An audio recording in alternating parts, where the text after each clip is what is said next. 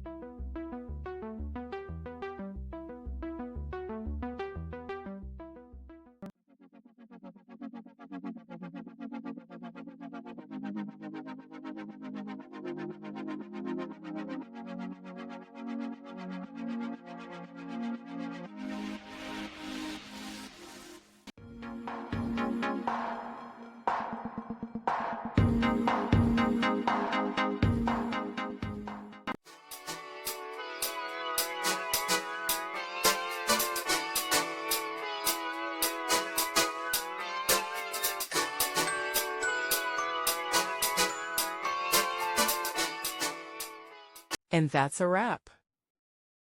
I hope you found the answer you were looking for. If you did, take a second to hit that subscribe button. It really helps out. And let me know in the comments which solution worked best for you. See you next time in the debug zone.